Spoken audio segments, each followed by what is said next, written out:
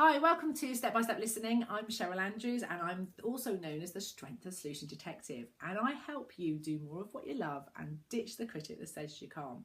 And how I do that is by sharing lots of little stories, practical activities about the importance of changing the way that you listen to criticism and compliments. And so this story today is about my personal experience recently, and it's a couple of training activities where trainers have asked me for feedback, and I had to, in order to sharpen myself, I gave my honest feedback instead of just saying what I thought would make them feel better.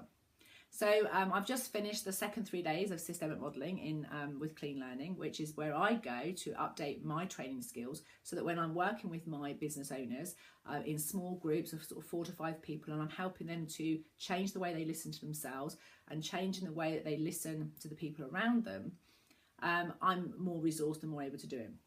And it was a really grueling 3 days in terms of the process is all about you've got to hold a state so that everybody feels that all of their information is being given equal time, equal enthusiasm, equal attention. And then people say things that, that cause a little bit of a drama inside me, and I have to do things in order to hold my state so that I can stay there and I don't give one person or other more attention. And then I have to get feedback about how people feel. And so I do it because it stretches me. And at the very end of those 3 days, the trainers, Caitlin and Marion, asked us, the 3 days were like, what? Well, the very first person said, it's like a jar of sunshine.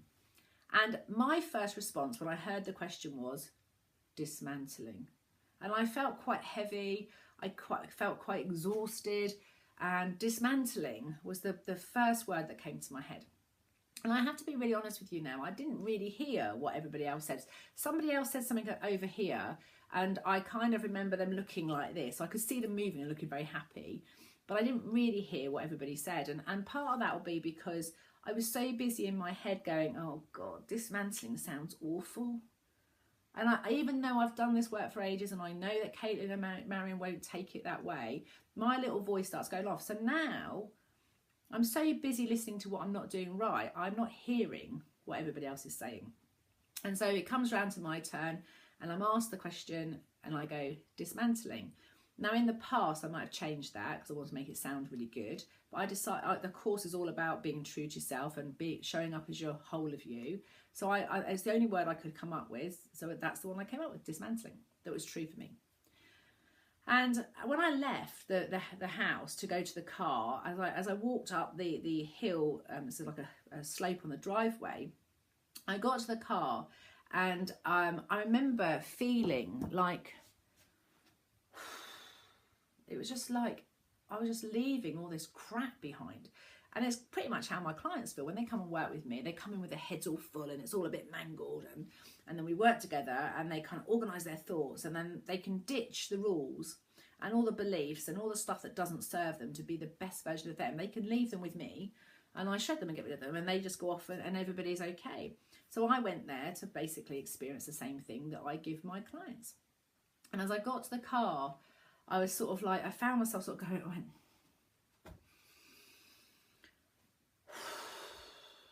and do you know what that dismantling was about? Is I was kind of aware of it, but even more consciously aware of it, that I had some scaffolding up around me to protect me. And the scaffolding went up to do some repairs and to improve things, and then I forgot to take it down. And so when the scaffolding goes up, the good news is that you might feel safe behind, but actually it stops people seeing the whole of you. So if you can imagine yourself, if you have given stuff out in the world and someone hasn't received it very well and it's come back and it's felt like it's like hit you in the chest, then what happens is you put protection mechanisms up and you have protection there to stop you from getting hurt again. But what happens is a bit like this, but people can't see you. They can't hear you. They can't get the whole of you. So actually that dismantling was the most amazing dismantling. It meant that I'd actually freed myself of a few more rules, a few more barriers and a few more things that stopped me from being honest. And what I've noticed since Sunday is that I'm being even more truthful than I was before in a kind, loving way and say, no, that doesn't work for me. This is what I want. And I'm now even more empowered to go out there and share this work with other people. And it reminds me of another example I had a few years ago. I went to a training course with a person that was training on speaking. And she asked us at the beginning of the course, on a scale of 1 to 10, how confident are you at speaking? And I answered an 8, because I am reasonably confident at speaking. I can get up and speak. Whether I'm confident necessarily it's in a good order and people can understand it, that's another kettle of fish. I don't always have, or didn't have at the time I went on the course, the evaluation for that. And I went on this course because I knew she was very good at structuring things. And we did the course, and there was structure, and structure's kind of like, for me, I'm a bit sort of like a wobbly jelly, the way my thoughts go. And so I've got to try and push the jelly into structure. And I always sort of imagine this sort of ladder, and I'm trying to squash it into little piece of it to get my thoughts in, to become more structured in my thinking and in my delivering. And so it was a bit of like a sort of mind gym then as well. My brain's having to do brain farts and it's getting all contorted. And so when at the very end, before I've had time to process all the information and really value what I've learned, I'm asked the question now, how confident am I with speaking? And I'm a 3. And it's because at that moment in time, I'm now consciously aware that I don't structure things very well, but I now have a structure. And within 4 or 5 days, I was noticing when I stood up, I would do why we're doing it, what we're going to do, and then I'd do my call to action. I have no idea whether I've done that today actually on the video, but I'll look at it in a minute. And I found myself having my confidence back and being more structured. So what's the point of the story today is that, one, if you're asking for feedback, be mindful that people will, if they've got the ability to be honest with you, they'll say things from the heart, and ask them, what difference does that make? What will you do now that you know that? What will you do differently? So in fact, that I'm a 3, what I'll do differently is practice my structuring. The fact that I'm dismantling, someone said to me, what kind of dismantling? I would have said, it's liberating. I feel free. And what we do differently as a result of that, I'm going out and do more of what I love. I'm going to do even more of what I love as a result of it. So if you get feedback in your business that is not helping you to be the best version of you and get out and do more of what you love, it holds you back. It kind of shakes your world.